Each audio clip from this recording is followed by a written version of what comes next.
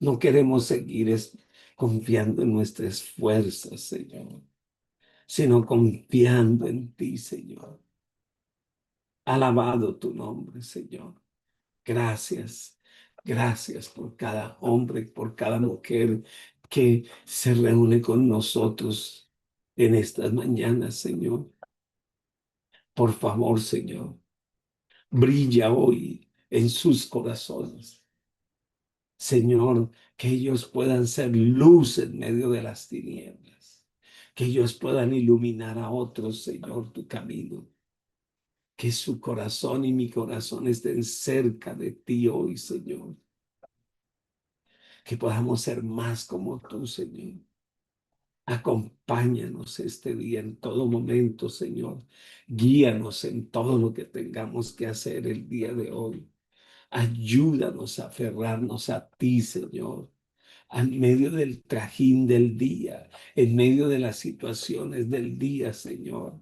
Que nunca olvidemos, Señor, que contamos contigo, Señor, aún en medio de cualquier circunstancia. Señor, que te demos a ti el primer lugar y que todas nuestras acciones sean como una ofrenda, un olor fragante hacia ti, Señor. Queremos agradarte, Señor. Guíanos, Señor. Ayúdame, Padre. Señor, este día quiero abrazar tu presencia, tus promesas, enfocarme en lo que tú dices sobre mí, sobre mi familia, sobre la iglesia, sobre cada uno de mis hermanos que están aquí, Señor. Danos palabra de vida, danos palabra de aliento, Señor. Por favor, todo el día, si fuera posible, esté llamándome la atención, Señor, para que yo no olvide que tú estás conmigo, Señor, y que mientras tú estás con nosotros, todo saldrá bien, Señor. Gracias te doy por estos 21 días de alabanza y adoración, Señor, allá en la iglesia de Osama, Señor. Glorifícate, manifiéstate con poder y gloria, Señor. Pero de igual manera te pedimos, Señor, que este fin de semana en esa velada te manifiestes, te exaltes, Señor. Queremos tener una velada de amor contigo, Señor. Gracias te doy por todos los que estamos aquí hasta este momento y que tú nos has ayudado, Señor. En el nombre glorioso de Jesús. Amén, Señor, y amén. Gloria a Dios. Por favor, no dejen de estar orando por nuestros hermanos en Venezuela, más cuando nosotros aquí en el Quindío somos experimentados en que algún momento pasamos por un terremoto terrible. Estemos orando y pidámosle dirección al Señor. ¿Cómo podemos involucrarnos? Inicialmente en oración, pero ya el Señor nos dará dirección de qué otra manera quisiera el Señor que nos involucráramos. Así que estén atentos todos, inclusive si usted no está en Colombia, el Señor nos dará una estrategia, el cómo, el cuándo y el dónde podemos poner también un granito de arena en ese lugar. Otra de las cosas que el apóstol Pedro, cuando actuó de manera incorrecta, con disimulo, con situaciones incorrectas, mm, parándose de estar comiendo con los gentiles, porque llegaron los judíos. Y es que niega la liberación de la ley. Y yo quiero aclarar mucho esto porque algunos piensan o interpretan incorrecto. No es que la ley ya no funciona. La ley está puesta allí para mostrarnos nuestro pecado. Pero Cristo ha venido con gracia, ya no para mostrarnos, sino para quitarnos el pecado. Y no podemos ser salvos por las obras de la ley, sino por la obra de Cristo en la cruz del Calvario. Por eso decimos que somos salvos por medio de la fe. Y esto no de nosotros, porque es poder de Dios. Entonces, vaya conmigo a Gálatas capítulo 2, por favor, el verso 17 y el verso 18. Y dice la escritura en Gálatas capítulo 2, verso 17 y versículo 18. Y si buscamos ser justificados en Cristo, también nosotros somos hallados pecadores. Es por eso, o es por eso Cristo ministro de pecado. En ninguna manera, porque si las cosas que destruí, las mismas vuelvo a edificar, transgresor me hago. En otras palabras, él está diciendo, mire, Jesucristo nos justificó. ¿Por qué? Porque él solo justifica a pecadores. Y por eso es Cristo ministro de pecado. No, de ninguna manera. ¿Por qué? Porque el Señor ha venido a cambiar nuestra manera de pensar y a que nosotros dependamos de la obra del Señor. Pero si en algún momento yo tenía un altar y dependía de mis obras, dependía de la ley, dependía de lo que hago, y una vez más vuelvo otra vez con lo mismo, dice, pues vuelvo a ser un transgresor. En la conferencia de Jerusalén, Pedro dijo que la ley de Moisés era como un yugo pesado, pero se le olvidó y ahora está otra vez queriendo eh, Pedro contaminar la obra con las obras de la ley. Pero mire cómo se expresó Pedro en un momento dado. Hechos capítulo 15, versículo 10.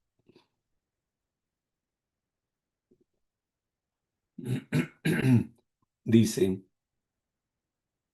ahora pues, ¿por qué tentáis a Dios poniendo sobre la cerviz de los discípulos un yugo que ni nuestros padres ni nosotros hemos podido llevar? Mire lo que le dice. Ahora pues, ¿por qué tentáis a Dios poniendo sobre la cerviz de los discípulos un yugo que ni los padres ni nosotros hemos podido llevar? Pedro dice en estas palabras que la ley es un yugo que ni los padres, ni los discípulos, ni ninguno podía llevar. Porque realmente la ley es para decepcionarnos de nuestras propias fuerzas, de nuestra propia bondad. No somos nosotros por eso, es Cristo en nosotros. Usted puede tener las mejores intenciones de la vida. Usted puede disciplinarse, pero sabe una cosa, las fuerzas humanas tienen un límite, pero las fuerzas del Señor son ilimitadas. Por eso nosotros tenemos cada día que venir a depender de las fuerzas del Señor. Gálatas capítulo 5, versículo 1. Esto es lo que tenemos que hacer. Y no hablamos de libertinaje, hablamos de libertad, libertad para alabarle, libertad para exaltarle, libertad para vivir una vida como le agrada a Él. Gálatas 5:1 dice, estad pues firmes en la libertad con que Cristo nos hizo libres. Mire bien, estad pues firmes en la libertad con que Cristo os hizo libres. Y no estéis otra vez sujetos al yugo de esclavitud. ¿Qué estábamos hablando allí? ¿De qué esclavitud? Es la esclavitud de las leyes o de la ley. Ahora, no por eso entonces decimos ya las leyes de Dios, los 10 mandamientos quedaron abolidos, el Pentateuco quedó abolido. No, porque todos estos predicadores, Pedro, Pablo, todos, aún Cristo Jesús, toda su predicación se basó en la ley de Dios. Solo que la ley de Dios ahora se cumple en Cristo Jesús.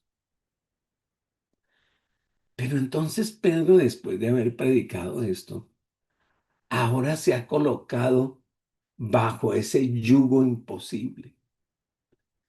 El argumento de Pablo es así.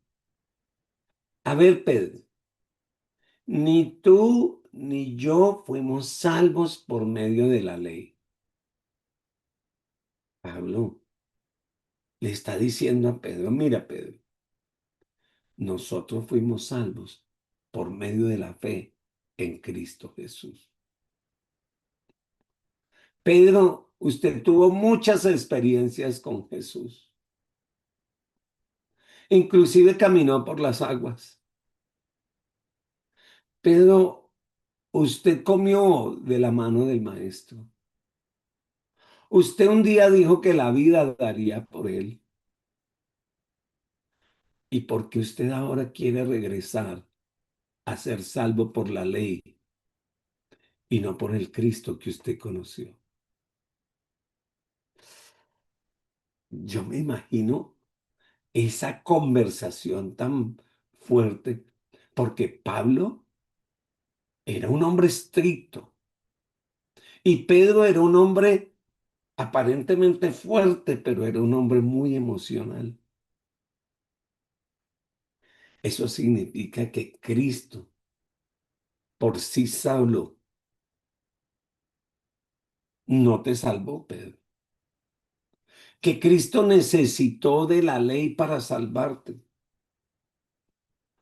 Yo me imagino que una vez más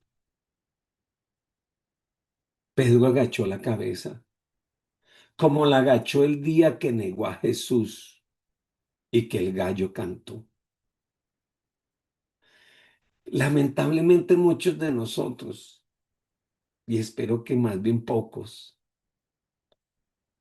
a veces viven en esa dualidad de pensamientos, en esa debilidad espiritual, de un día, donde un día mi vida daré por el Señor y otro día, qué lindo el Señor, pero creo que necesito otras cosas más.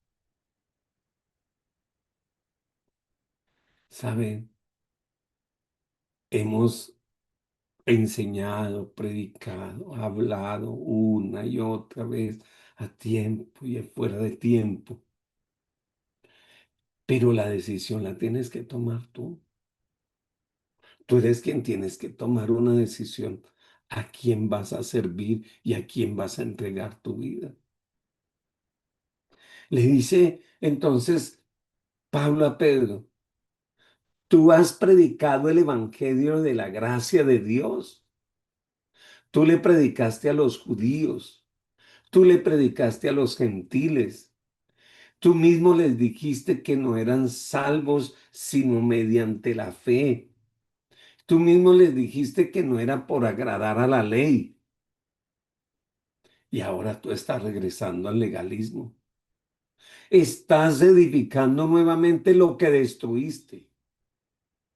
Tú les tumbaste la ley y empezaste a construir en la gracia de Cristo, en la gracia que es a través de la fe en el Señor. ¿Y qué pasó? Otra vez estás recogiendo los escombros para construir otra vez en la ley. Y si estás construyendo nuevamente la ley, quiere decir que pecaste al destruir la ley al comienzo. En otras palabras, Pablo está basando su argumento en la misma experiencia de Pedro cuando recibió por gracia su salvación. Regresar a la ley de Moisés era negar todo lo que Dios había hecho por él y a través de él. La palabra del Señor dice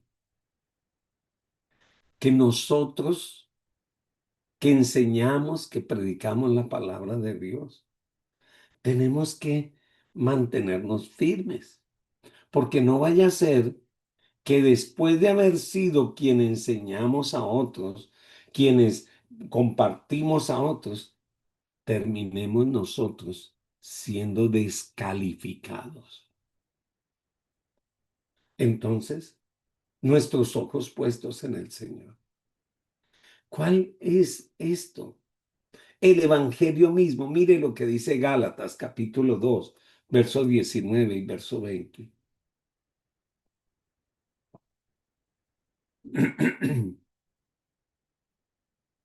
Y entonces él dice,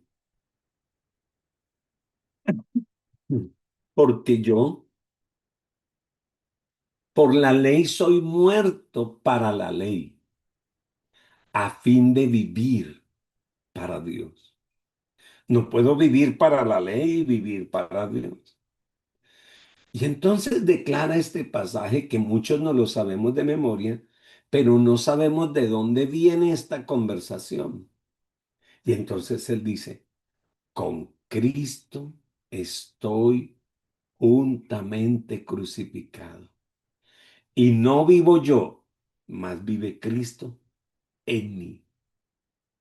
Y lo que ahora vivo en la carne, lo vivo en la fe del Hijo de Dios, el cual me amó y se entregó a sí mismo por mí.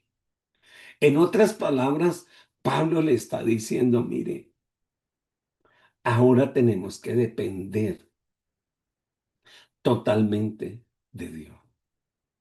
Ya no lo vivimos bajo la ley. Ya estamos muertos a la ley, ahora vivimos para el Señor. Si un hombre es justificado por las obras de la ley, ¿por quién o por qué entonces tuvo que morir Cristo? No necesitábamos un Salvador, no necesitábamos la muerte de Cristo Jesús. Su muerte, su sepultura, su resurrección son las verdades fundamentales del Evangelio. Escúchelo bien. Si necesitamos ser justificados y salvos por las obras de la ley, no hubiésemos necesitado a Cristo y no seríamos salvos por Cristo. Pero, ¿cuál es las claves fundamentales o las verdades fundamentales de nosotros como cristianos? La muerte, la sepultura, la resurrección de Cristo. Son las verdades fundamentales. Y yo quiero agregar una más. Y que Cristo viene por su iglesia. Y que Él regresa por su novia. Mire, mire, vamos a basar esto a la luz de la palabra. Primera de Corintios, capítulo 15, versículo 1 al verso 8.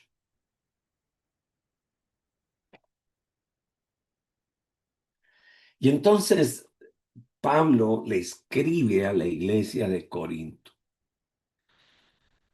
Además os declaro, hermanos, el evangelio que os he predicado, el cual también recibisteis y en el cual también perseveras.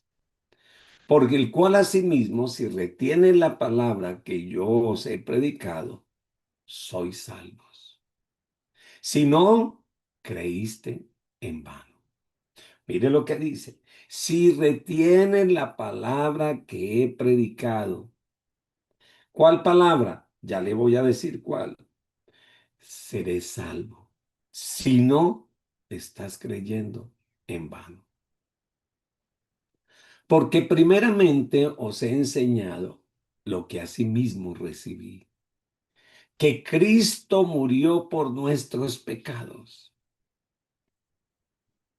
conforme a las Escrituras, y que fue sepultado, y que resucitó al tercer día, y vuelve y escribe, conforme a las Escrituras. Pare aquí. ¿Qué escrituras estaba leyendo Jesús? ¿Qué escrituras estaba cumpliendo Jesús y que estaba hablando Pablo? ¿De qué escrituras estaba hablando? Seguramente leyó al profeta Isaías. Seguramente él leyó los salmos. ¿Qué era eso? El Antiguo Testamento. Y dice, porque primeramente os he enseñado lo que asimismo recibí, que Cristo murió por nuestros pecados conforme a lo dicho en las Escrituras, y que fue sepultado y que resucitó al tercer día conforme a lo dicho en las Escrituras, y que apareció a Cefas y después a los 12. Y después apareció a más de 500 hermanos a la vez, de los cuales muchos viven aún y otros ya duermen. Después apareció a Jacobo, después a todos los apóstoles. Y al último de todos, como a un abortivo, me apareció a mí. Yo quisiera hacerle una pregunta en esta mañana. ¿Usted ya ha conocido al Señor? ¿El Señor ya se le ha presentado a usted? ¿Usted ya ha tenido una experiencia con el Señor? ¿Usted ya recibió al Señor por fe? ¿Usted ya tiene al Señor ahí en su vida? Entonces, quiere decir que usted no ha sido salvo por las obras de la ley, sino por medio de la fe en Cristo Jesús. Él murió por nosotros y vivimos por medio de la fe en este Cristo Jesús que ahora vive en nosotros.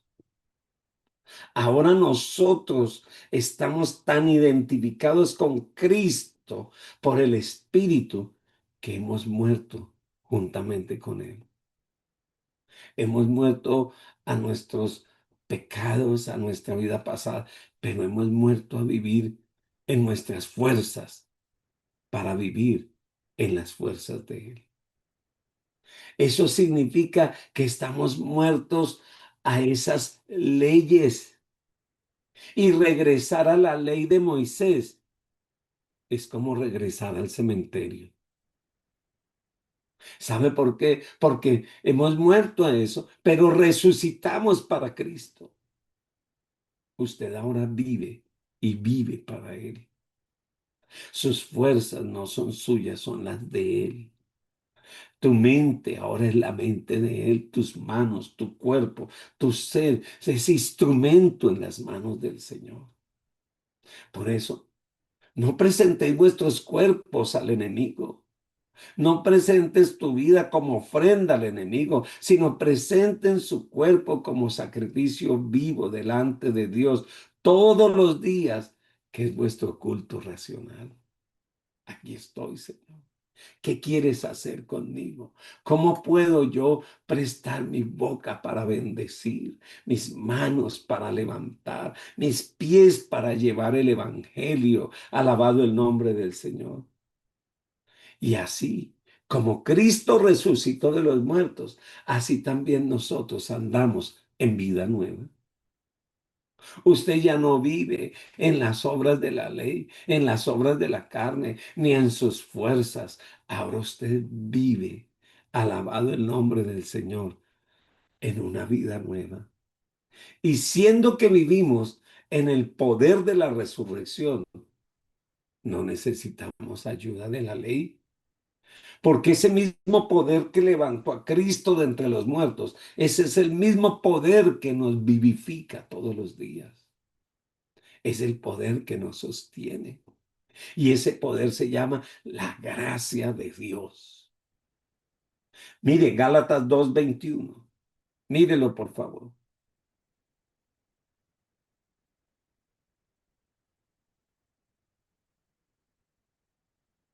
Dice, no desechó, no desecho la gracia de Dios. Pues si por la ley fuese la justicia, entonces por lo demás murió Cristo. No, no, no, no. No vamos a desechar la gracia de Dios. Los judaizantes querían mezclar la ley y la gracia, pero Pablo dice que eso es imposible. Eso es como el que quiere combinar la carne con el espíritu, el que quiere vivir tibio, el que quiere vivir con un piecito acá y otro piecito allá. Es imposible. La palabra del Señor dice que nadie puede amar a dos señores, porque amará a uno y rechazará al otro, o amará al otro y rechazará al uno. De igual manera, yo no puedo un poquito de lo mío y otro poquito del Señor, no. Por eso la palabra es clara. Ya no vivo yo, Cristo ahora es el que vive en mí. Alabado el nombre de Dios. Por eso regresar a la ley es como hacer a un lado la gracia de Dios. Pero Pedro había experimentado la gracia de Dios en su propia salvación y había proclamado la gracia de Dios en su ministerio. Pero cuando se apartó de la comunión de los creyentes gentiles, abiertamente estaba negando la gracia.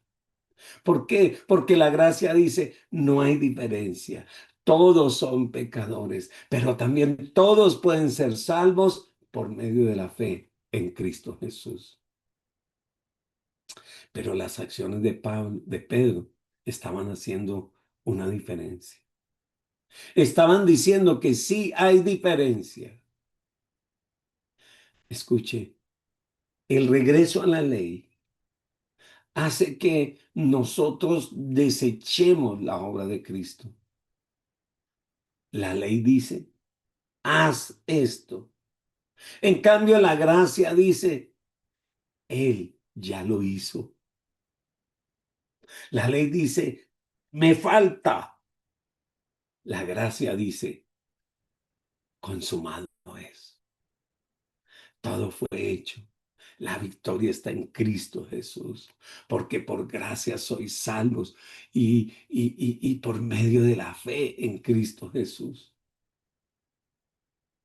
Bueno, la escritura no me dice dónde terminó esta relación de Pedro y esta conversación o las reacciones que tuvo después de lo que Pablo le habló, pero la Biblia sí me indica que Pedro se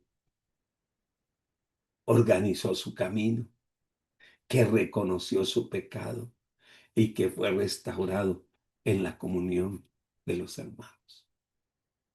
Ciertamente él escribió dos cartas, primera de Pedro y segunda de Pedro. Y si usted lee, no se encuentra ninguna desviación del Evangelio de la Gracia. De hecho, el tema de primera de Pedro es la verdadera gracia de Dios. Ese es el tema. Entonces, gracias por Pablo, que fue oportuno para ayudar a nuestro hermano Pedro. Miremos un ejemplo del lenguaje que utiliza Pedro en sus cartas.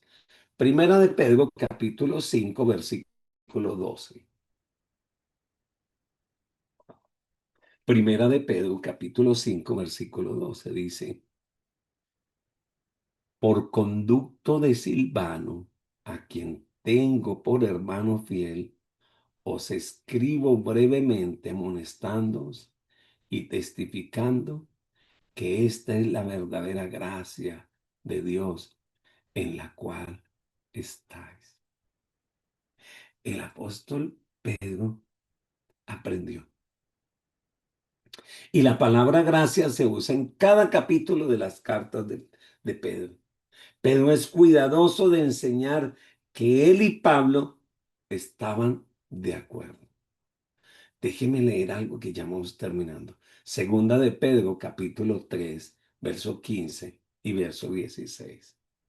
Segunda de Pedro, capítulo 3, verso 15 y 16.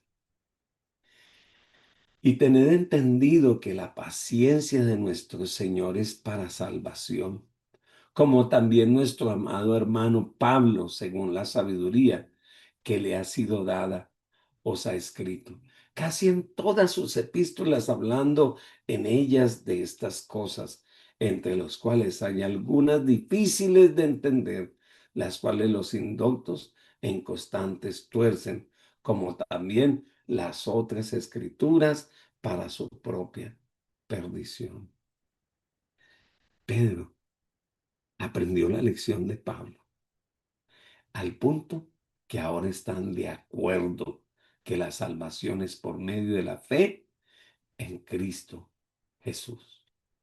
Señor, gracias por revelarnos. Gracias porque muchos Pedritos habemos por ahí que en algún momento, Señor, estamos felices conquistando y en otro momento miramos las circunstancias. Ayúdanos a ser de una sola pieza. Ayúdanos a mantenernos, Señor, firmes. Gracias por lo que haces. Gracias por lo que has hecho y seguirás haciendo entre nosotros, Señor. Bendigo mis hermanos y te doy gracias por ellos. En el nombre de Jesús. El próximo lunes, por primera vez en mucho tiempo, no tendremos devocional porque estamos en velada y ya sería un poco difícil venir tan temprano. Así que nos volvemos a ver el día martes con la ayuda del Señor. Un abrazo y mil bendiciones.